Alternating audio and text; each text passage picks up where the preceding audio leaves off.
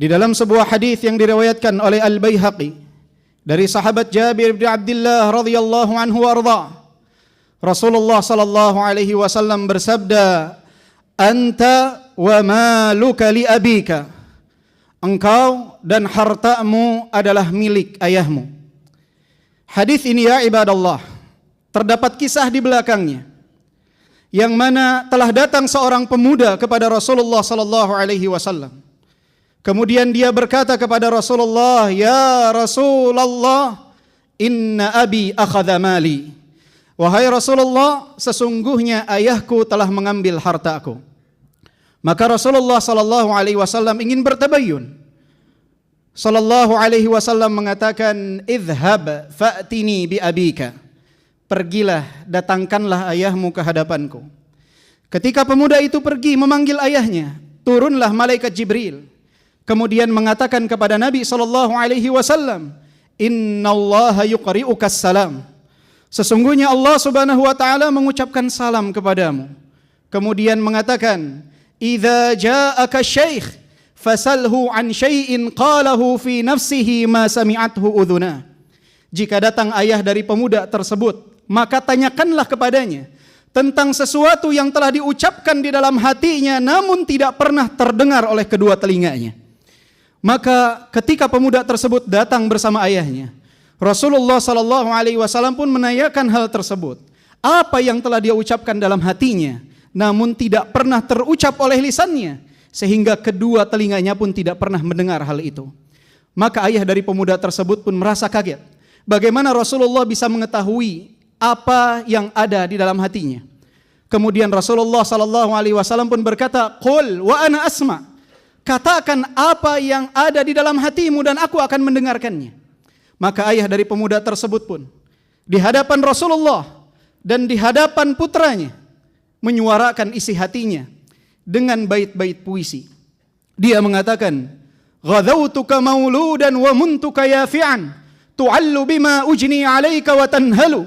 Idza lailatun daqatka bis-suqmi lam abid, li suqmika illa sahiran atamalmalu. Ka'anni anal matruqu dunaka billadhi turiqta bihi duni fa'ainaya tahmulu. Takhafur rada nafsi 'alaika wa innaha la ta'lamu anna al-mauta waqtun muajjalu." Ketika engkau dilahirkan, akulah yang mengurusmu dan akulah yang membesarkanmu sehingga engkau berusia remaja. Kemudian segala jerih payahku telah engkau rasakan dan engkau nikmati. Bahkan di saat waktu malam engkau sakit, aku khawatir atas keselamatanmu, seakan-akan akulah yang sakit. Aku tidak dapat tidur, berlinang kedua air mataku. Aku membayangkan khawatir ajal menjemputmu. Padahal jiwa ini tahu bahwa ajal tidak mungkin datang kecuali jika tiba waktunya. Falamma balagta sinna wal ghayata allati ilaiha madama fika kuntu uammilu, ja'alta jazai ghilzatan wa fadadatan ka'annaka antal mun'imul mutafaddilu. Falaitaka idh lam tar'a haqqa ubuwati fa'alta kamal jarul mujawiru yaf'alu.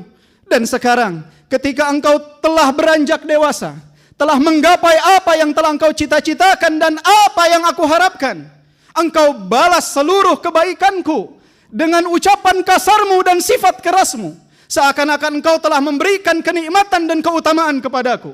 Andai saja engkau tidak dapat memperlakukanku, memberikan hakku sebagai seorang ayah, maka perlakukanlah aku sebagaimana seorang tetangga memperlakukan tetangganya. Mendengar ucapan ayah dari pemuda tersebut, maka Rasulullah sallallahu alaihi wasallam pun menggenggam kerah baju pemuda itu. Kemudian mengatakan, "Anta wa maluka li abika." Engkau dan hartamu adalah milik ayahmu. Ayah ya ibadallah, yang begitu istimewa tersebut sering sekali dizalimi oleh anak-anaknya. Berapa banyak anak yang tidak memiliki adab kepada ayahnya. Berapa banyak anak yang selalu meninggikan suara di hadapan ayahnya. Berapa banyak anak yang selalu mengacuhkan ayahnya. Ketika mereka mendengar hadis Rasulullah sallallahu alaihi wasallam, "Ummuka thumma ummuka thumma ummuka thumma abuka." Ibumu, baru kemudian ayahmu. Banyak dari kaum muslimin yang menganggap bahwa hal tersebut menggambarkan tidak istimewanya seorang ayah. Keliru ya ibadallah. Ayah kita adalah sosok-sosok yang sangat luar biasa pengorbanannya dalam kehidupan kita. Dia adalah orang-orang yang rela untuk bersedih asalkan kita bahagia. Dia adalah orang yang rela untuk menangis asalkan kita dapat tertawa. Bahkan mereka adalah orang-orang yang rela untuk terhina asalkan kita dapat hidup mulia. Mereka mengorbankan segalanya. Beban keluarga ada di pundak mereka. Mereka ya ibadallah, sering sekali pulang dalam keadaan penuh dengan pikiran. Tapi ketika berada di hadapan rumah, mereka tinggalkan pikiran-pikiran mereka, beban kehidupan mereka, kemudian berjumpa dengan kita dengan senyuman. Mereka sosok-sosok yang sangat luar biasa. Mereka adalah orang yang sangat bahagia dengan kebahagiaan kita. Bahkan lebih bahagia dari apa yang kita rasakan. Mereka adalah sosok yang sangat bersedih dengan duka kita. Bahkan lebih sedih dari apa yang kita rasakan. Mereka adalah sosok yang sangat kecewa dengan kegagalan kita. Bahkan lebih kecewa dari apa yang kita rasakan. Mereka ya ibadallah adalah orang yang sangat luar biasa. Gunung besar yang ada di rumah kita yang menjaga kita dan keluarga kita dari mara bahaya. Maka siapa di antara antum yang Allah Subhanahu wa taala masih berikan nikmat ayah yang hidup di tengah-tengah antum, muliakanlah mereka ya ibadallah.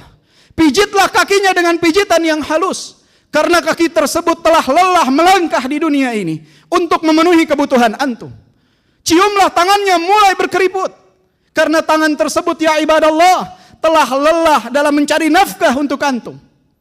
Ciumlah keningnya ya ibadallah, karena dia selalu memikirkan tentang antum. Semenjak antum berada di dalam perut ibu-ibu antum, sampai antum lahir, sampai antum tumbuh dewasa, berkeluarga, memiliki anak. Bagi mereka antum adalah anak-anak kecil yang harus selalu mereka fikirkan.